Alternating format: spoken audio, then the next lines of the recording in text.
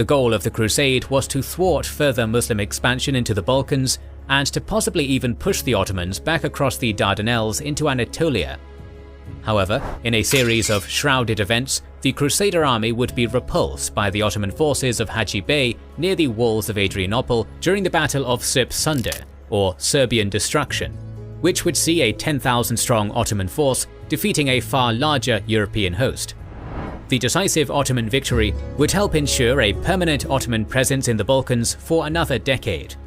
During the year 1368, the Bulgarian towns of Yambol, Burgas, Samakov and Sliven were quickly captured by Ottoman forces, and Byzantine lands were once again thoroughly raided. In the wake of uniting the realm under his rule and seeking to get revenge for the Battle of Srpsunder, King Vukašin Munjevčević, at the head of a 50,000-strong force, alongside much of the Serbian nobility, would invade the Ottoman Beylik during the late summer of 1371. As the Crusader army reached near the outskirts of the Ottoman capital, the military decision to halt and encamp near the river Maritsa was taken by the Serbian nobility. According to Ottoman chronicles, the Crusader army had begun to feast at night, leaving their encampment unprotected. The Serbian nobility did not believe a major Ottoman army was in the region, since most of the Ottoman army had been recalled to Anatolia months before by Murad. With the element of surprise on his side, Ghazi Evrenos Bey and his 800-strong scouting retinue would ambush the Crusader camp in the middle of the night, alongside Lala Shahin Pasha's garrison forces from Edirne. Thousands of Serbians were killed in their tents, and many drowned in the nearby Maritsa as a large-scale panic engulfed the Serbian camp. Just before first light, the Ottoman commander gave the order. Many Turkish horsemen carried 2 torches to create the illusion that their numbers were greater than they actually were. The few Serbian guards who did spot the attack were quickly overwhelmed and had little to no time to raise the alarm. The Ottomans broke into the camp and caused general confusion among the enemy army. Few in number, Lala's men could only advance slowly as they caught the many thousands in their sleep, while some managed to join the fight but barely had time to react.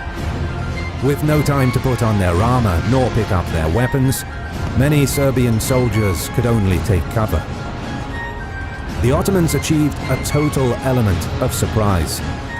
Much of the Serbian army on the opposite side of the camp were yet to realize that an attack was even taking place. Instead, some of the nobles assumed that the noise was created by a small skirmish intended to deprive the Serbian troops of sleep. But as the hours progressed, the Ottomans made their way deeper and deeper into the camp. As they inched closer to the tents of King Vukašin, Despot Ogiesha, and the other key nobles, confusion and panic continued to spread among the Serbian soldiers. Serbian heavy cavalry did not have time to mount their horses and regroup to charge, and most of those who offered resistance were dismounted.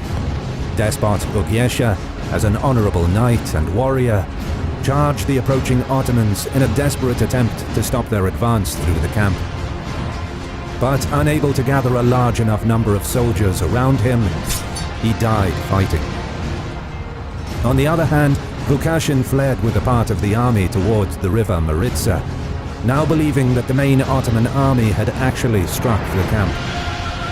Trying to escape with his life, Vukašin proceeded to cross the Maritsa in the darkness, but both he and most of his retinue drowned while trying to reach the opposite bank. The Ottoman advance continued, and they pushed the rest of the panicked Serbian army towards the Maritsa River. Some were cut down by Ottoman sabers, while others drowned in the river. Serbian king Vukašin Munjevčević and the bulk of the Serbian nobility would too be slaughtered in the pursuing mayhem, which would see the destruction of the Crusader army. Only by the time the sun was up the following morning, it became evident to Ottoman leaders that they had won a major victory. According to Balkan chronicles, the Maritsa was polluted with thousands of bodies, and the river ran scarlet with the blood of those killed during the battle for weeks.